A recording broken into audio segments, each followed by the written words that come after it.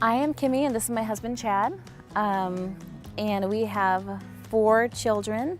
We have our daughter Emmy, who is our oldest. She is 8 years old and in 3rd grade, and she's absolutely wonderful.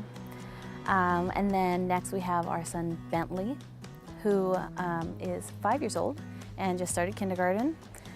And then we have our 2 little boys that we picked up 3 years ago. They're our foster sons. And their names are Colton and Halston. We have a 5-year-old who just started kindergarten with Bentley, and also a 4-year-old. Always in the back of my mind, I had a vision for my family. I wanted 4 kids.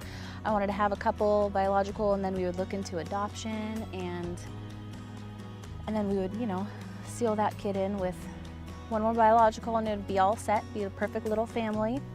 So after we had our son, I brought up the idea of adoption. When you look into God's Word and see, just how much it means to Him, and we're called to care for the orphan, and we're called to care for the widow, and so it was just, there was no doubt about it for me.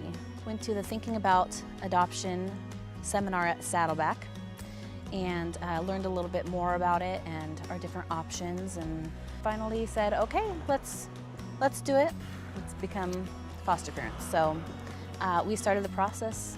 It's been unlike anything we could have anticipated, the way we've been impacted.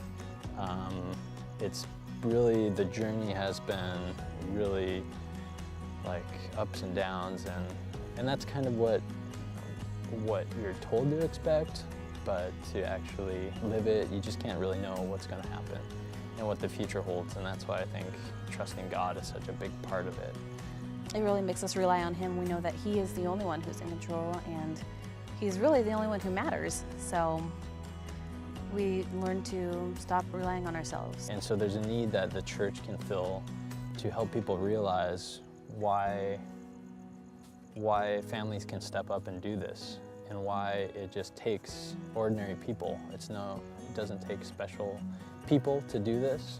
My wife and I are ordinary people, but we felt the call of God and we stepped forward, and it's been really tough at times, but really joyful at times.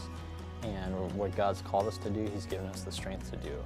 But as a church, we can empower other families to take that same step and go through that same journey.